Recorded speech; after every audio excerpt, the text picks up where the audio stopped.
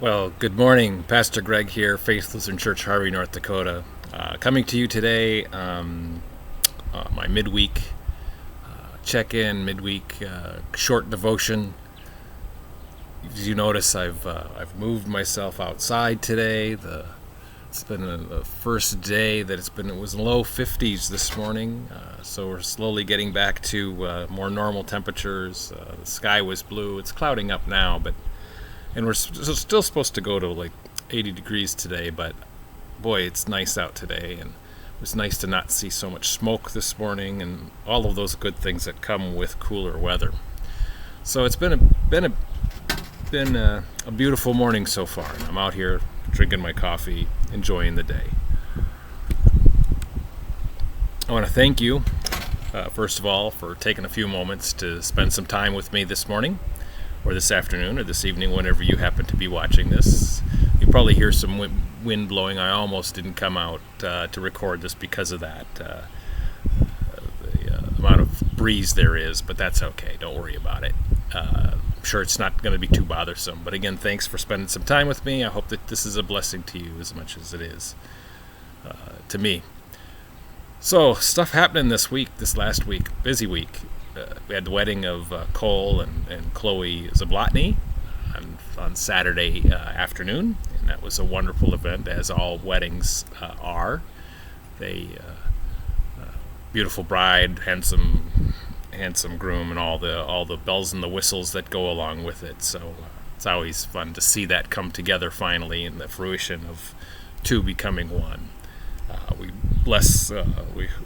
ask a blessing on their marriage as they move forward in life together. The next thing is Judy and I packed up the truck, and we drove up to Hallock on Sunday afternoon, and we were able to spend some time with our new grandson, Milo. And it's always a blessing. It's always a reminder to me the beauty of new birth, the beauty of God's creation, how the child just knows what it needs, and for the most part knows how to ask for it in one way or another, and to watch the way they change so much in the first weeks. So I came home yesterday on Tuesday morning, and then Judy is staying up there for the week to help Mom and Dad kind of settle into a new routine. Big sister Brooklyn is doing fine. If you've seen the pictures on Facebook, you know that she's a good big sister. So we're glad to have both of those children, as well as our other grandchildren, in our lives. So that's what's happened. Then so that you know what's coming up. Really, school is starting in a week.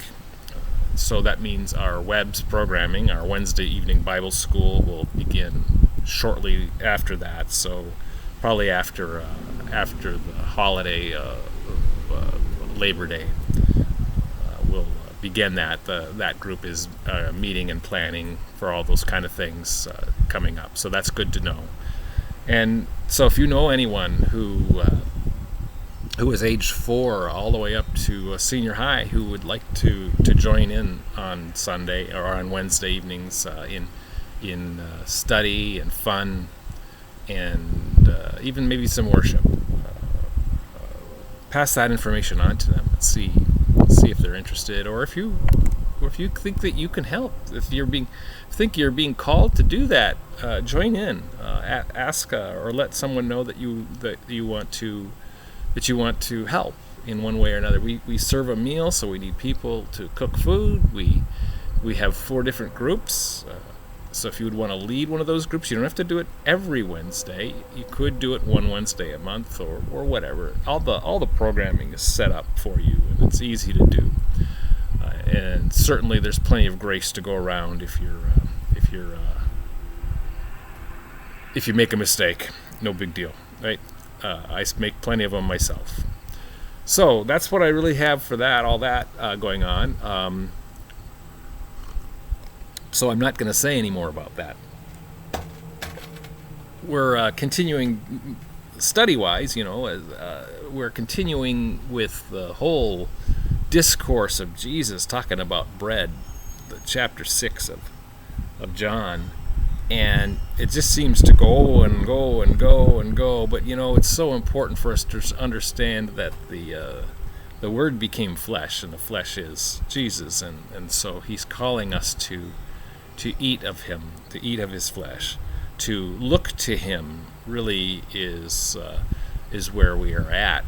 So if you want to take a look at any of these texts that I'm going to take a look at today, I just have a couple of verses and where I wanted to focus. But primarily, if we look at Psalm 34, verse 11, but the whole psalm, read the whole psalm. It's not that long, and it's a beautiful psalm. And plus, we've been working through that as well.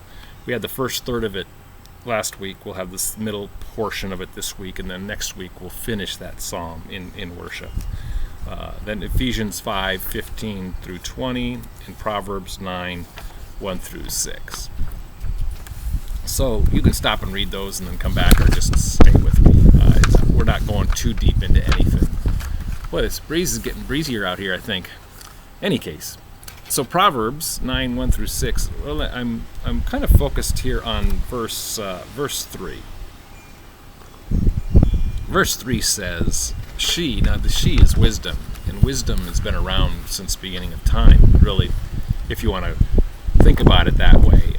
But wisdom is Jesus or God personified, really, in a positive way. And then the opposite of wisdom is folly. And so folly comes along, and we see this balance between the two. But verse 3 says, "She has sent out her young women to call from the highest places in the town." And then verse 4 says, "Whoever is simple, let him turn in here." So wisdom is calling you from the highest peak, from the top of the church, from the top of the mountains, from wherever that person is, or that wisdom is.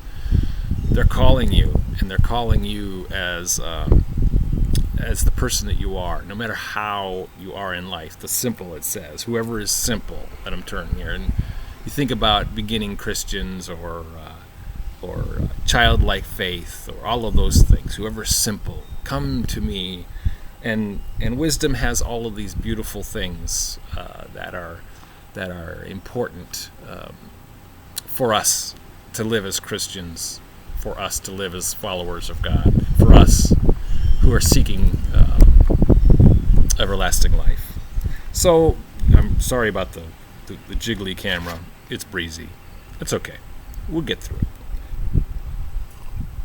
What we're not reading today, or this week in Proverbs, is a little bit further, verses 13 through 18, where we hear an invitation from folly. And it's interesting because the invitation from folly sounds just like the invitation from wisdom. But there's a difference as to what is given, what we're receiving. And so there's this balance again between the two. And then I wanted us to look at here we go. Oh, I got my papers out of order. I'm really sorry about that. Bear with me.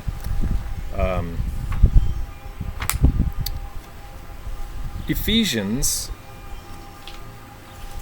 just that verse 20 tells us how we should react to this calling that we have from the folly and from the Lord. Giving thanks always and for everything is what they say. Giving thanks always and for everything.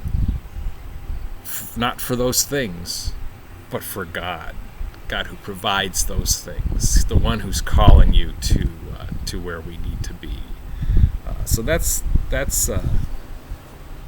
where we need to get to. And then the gospel text today, again, that John 6, we have Jesus talking a lot about his flesh and that we need to eat his flesh and drink his blood. And so there's a lot of importance into that, and he's calling us to do that, whatever that looks like for you. It's so different as we consider. We could look at the idea of Holy Communion in the bread and the wine, the body and the blood of Jesus. Come to the table and drink of it, and that's the goodness of the Lord. And he's calling you to the table, and he's calling you to the table, and all should eat and drink of it. So that's another visual that you can take on that I think is important for us to grasp too. So that's kind of where I am. I'm early in my message process yet, although I have a hunch I'll be spending some time on the call process, the calling of the Lord, and what are we doing? Who are we listening to? I think that's kind of where I'll be. So think about that, pray about that, and I'm not going to go any further, so I'll just say that's all I'm going to say about that. So moving on to prayers. We got some rain, not a lot, but we got some rain, and so yes, continue prayer for our farmers and our ranchers in many different ways. But also, what we need to do starting this week is we need to begin to bring in our prayers for our teachers, our children, support professionals who are supporting, all the way down to, and I don't like to use that term down to, but including custodial staff and the cafeteria staff. We need to pray for all of them because they have a pretty large calling on their own to take care of the children during the day, and we still have the little bit of stress as to virus issues, and I'm not going to go into that today. I don't think I need to. We will continue to watch those numbers, but pray for our schools this week. And as always, I always like to ask you to just pray for somebody. Pray for an individual person today, whether they know it or not. Everybody needs a little prayer, and it doesn't hurt. And the Lord hears it, and we know that the Lord responds. But we have to be patient and understand and remember that the Lord responds in His will and His time, and not ours. So be patient. Well, I hope you have a wonderful day today. It's a beautiful day. It's supposed to be cooler tomorrow as well. So enjoy the day. Get outside, get some exercise, some fresh air, all that good stuff. I want to thank you again for spending a few moments with me, and take care, as I always say. But blessings and peace to you today.